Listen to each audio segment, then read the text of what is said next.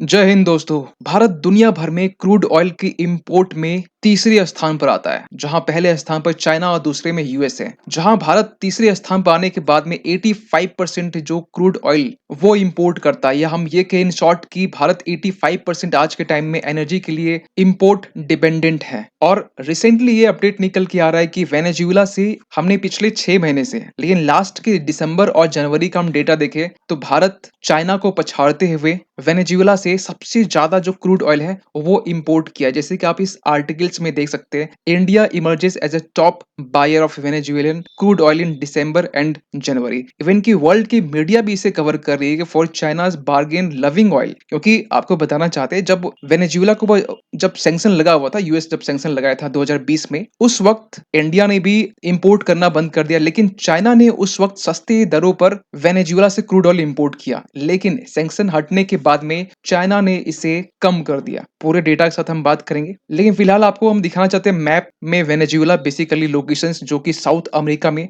आपको northern side मिल जाएगा। और आंकड़े ये कहते हैं कि वेनेजुएला आज के टाइम में पूरे वर्ल्ड का सबसे लार्जेस्ट क्रूड ऑयल का भंडार है। लगभग कहा जाता है कि 3 बिलियन बैरल क्रूड ऑयल का रिजर्व वेनेजुएला के पास में है। लेकिन प्रॉब्लम यही है कि ये बेसिकली बहुत ज्यादातर जो रिजर्व है वो अनटैप्ड है। सो बेसिकली कॉन्टेक्स्ट क्या है? कॉन्टेक्स्ट ये है कि अक्टूबर 2023 में, अगर वो डेट याद होगा, जिस टाइम में यूएस ने अपने द्वारा जो लगाए गए सैंक्शन है वेनेजुएला के ऊपर वो हटा दिए थे। कितने? 6 महीने के लिए। और ये 6 महीना लगभग पूरा होने वाला है। और इसके पीछे रीजन ये था कि वेनेजुएला में खासकर इलेक्शंस को लेकर जो धांधलीबाजी हुई थी, ऑपोजिशन के लीडर्स को अरेस्ट करवा दिया गया था, इवन कि यूएस के कुछ ऑफिशियल्स को अरेस्ट कर लिया गया था। ऐसी भी चीजें निकल के आ रही थी, और इसी के रिजल्ट में यूएस ने वेनेजुएला के ऊपर में 2020 में सैंक्शन लगाया था। लेकिन पिछले साल ही सैंक्शन हटा लिया गया अक्टूबर 2023 में। इसके बाद में इंडिया ने भी अच्छे खासे क्रूड ऑयल को इंपोर्ट किया। और आज के टाइम में वेनेजुएला की हम बात करें तो ये ओपेक कंट्री का एक हिस्सा है, जो लार्जेस्ट प्रूवन ऑयल रिजर्व्स आज के टाइम में वेनेजुएला में है। और एक काफी लंबे अरसे के बाद में, 3 साल के बाद में, इंडिया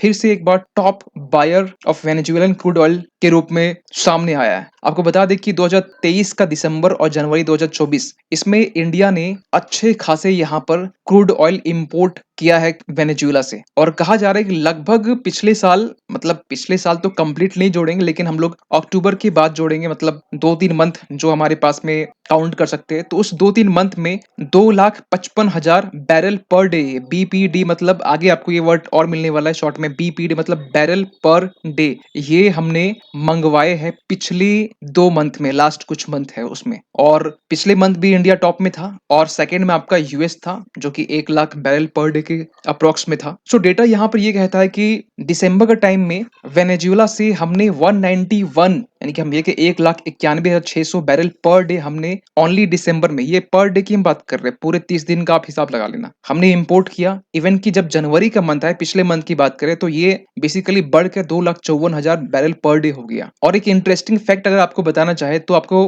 पूरे लैटिन अमेरिका में जितने भी ऑयल एक्सपोर्ट किए जाते हैं, उसमें से वेनेजुएला अकेला ही ऐसा है जो हाफ, मतलब कहने का मतलब कि टोटल जो एक्सपोर्ट होता है इंक्लूडिंग वेनेजुएला, वो 5,57,000 बैरल पर डे होता है। ये मंथ की बात, सॉरी ये मंथ की हम बात कर रहे हैं, मंथ में, ठीक है। और लगभग वेनेजुएला जो है वो 2 लाख 2.5 लाख के करीब करीब करता है। तो 50% जो एक्सपोर्ट है वो तो वेनेजुएला कर रहा है, बाकी 50% में जितने जितने भी लैटिन अमेरिकन कंट्री है वो इसमें कवर होते हैं, according to the analytics from Kpler के थ्रू से। भारत की साइड से जो प्राइवेट सेक्टर रिफाइनरीज है, मतलब RIL, रिलायंस इंडिया लिमिटेड और नियारा एनर्जी NEL, दोनों ने यहाँ पर देखिए, ये दोनों पहले से 2019 के पहले, इवन सैंक्शन के पहले की हम बात करें, तब से ये लोग दोनों जो प्राइवेट सेक्टर रिफाइनरीज हैं ये वेनेजुएला से इंपोर्ट करते आ रहे हैं। लेकिन फिलहाल जब 3 साल गैप रहा सैंक्शन के कारण, तो फिर से ये रीस्टार्ट कर चुके हैं। क्योंकि 2019 की हम बात करें तो इंडिया का ऑफिशियल ट्रेड डेटा ये कहता है कि इंडिया 2019 में वेनेजुएला से क्रूड ऑयल इंपोर्ट करने के मामले में वेनेजुएला 5वें स्थान पर था, जहां हमने 16 million tonne crude oil import किए थे उस टाइम में। इवन की भारत सरकार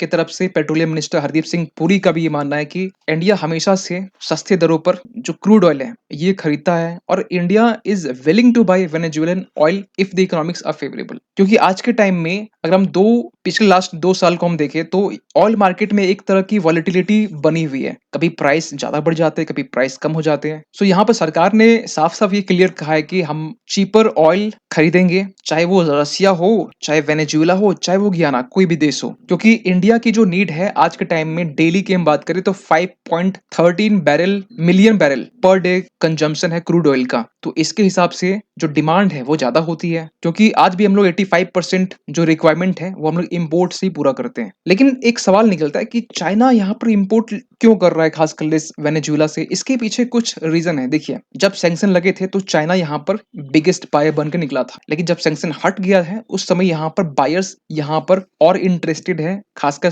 वेनेजुएलन ऑयल खरीदने के लिए। तो जब सैंक्शन हट चुका है तो जाहिर सी बात है, जिस प्राइस में सैंक्शन के टाइम में चाइना को दी जा रही थी वो इस टाइम में नहीं दी जा रही है। आप बोलेंगे इंडिया को इतनी सस्ती दरों पर क्यों दी जा रही है? इसके रीजन पे हम बात करेंगे आगे हम। क्योंकि अगर हम देखें चाइना का थोड़ा सा डेटा, तो चाइना आज के टाइम में, इसे एक्चुअली ये 2020 का डेटा है, लेकिन आज के टाइम में भी चाइना पहले स्थान पर बना हुआ है, यूएस दूसरे में, तीसरे में इंडिया बना हुआ है। लेकिन लेटेस्ट डेटा ये कहता है 2023 में चाइना ने 563.99 मिलियन मैट्रिक टन्स, या इन शॉर्ट ये कहे कि 11.28 मिलियन बैरल पर डे ये इंपोर्ट कराया है। उसमें से भी सबसे बड़ा फैक्टर निकल के आता है रसिया से। देखिए, रसिया से हमने भी, भारत ने भी डिस्काउंटेड प्राइस में तेल खरीदे, चाइना ने भी खरीदा। और कल के दिन जो म्यूनिक सिक्योरिटी कॉन्फ्रेंस के रिगार्डिंग हमने वीडियो बनाए थे, जहां पर डॉक्टर एस जयशंकर जवाब दे रहे थे कि रसिया से ऑयल हम लोग क्यों खरीदते हैं। तो ये चीजें आपको दिखाना चाहते हैं कि यहाँ पर जो यूरोपियन यूनियन है उसमें भी खासकर जर्मनी खासकर ज्यादा है, टर्की, ये 2-3 देश ऐसे हैं जो लोग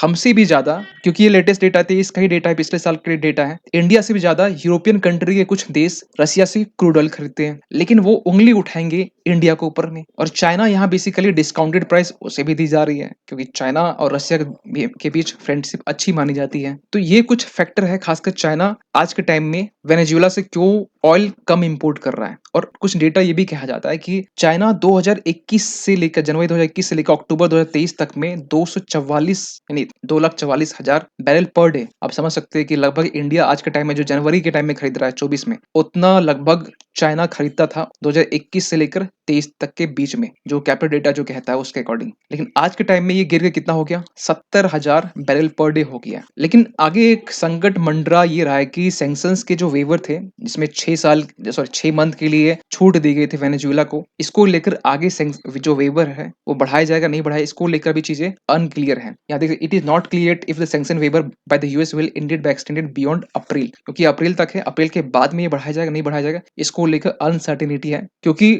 आर्टिकल्स ये भी बताते हैं कि यूएस फिर से री इम्पोज कर सकता है सैंक्शन, क्योंकि यहाँ पर वेनेजुएला में फ्री एंड फेयर इलेक्शंस की डिमांड की जा रही है, प्रेसिडेंशियल इलेक्शंस के लिए, जो 2024 के सेकंड हाफ में होने वाला है। और इसको लेकर यहाँ पर रिसेंटली जो वेनेजुएला के जो प्रेसिडेंट है निकोलस मडुरो, इनके ऊपर ये खास के एलिगेशन लगते हैं कि ये चुनाव में धांधलीबाजी किए, अपने ऑपोजिशन लीडर को जेल में बंद करवा दिए हैं। इनके साथ में वहां की जो सुप्रीम कोर्ट है वो भी मिली हुई है, क्योंकि फाइनली हम कंक्लूजन में ये कह सकते हैं कि जो वेनेजुएला के जो सुप्रीम कोर्ट है उन्होंने भी यहाँ पर जो ऑपोजिशन लीडर है यहाँ पर मारिया कोरिना, इनको चुनाव लड़ने से बैन कर दिया गया है बेसिकली 2024 के प्रेसिडेंशियल इलेक्शंस के लिए, जो बेसिकली अपने आप में एक वॉरिंग साइंस है, चिंता के विषय है। और इसीलिए यहाँ पर यूएस बार बार ये चीजें री इम्पोज करने की बात कर रहा है कि फिर से सैंक्शंस को री इम्पोज किया जाएगा, फिर से वेवर जो 6 महीने के लिए दी गई है इसे रिन्यू नहीं किया जाएगा और सैंक्शन लग सकता है। सैंक्शन लगता है तो फिर से कहीं न कहीं एक इंडिया के ऊपर एक ऑयल को लेकर छोटी मोटी संकट आ सकती है। क्योंकि रिसेंटली हमने ये भी एक वीडियो हमने बनाया था, जो कि वेनेजुएला से हमें $600 मिलियन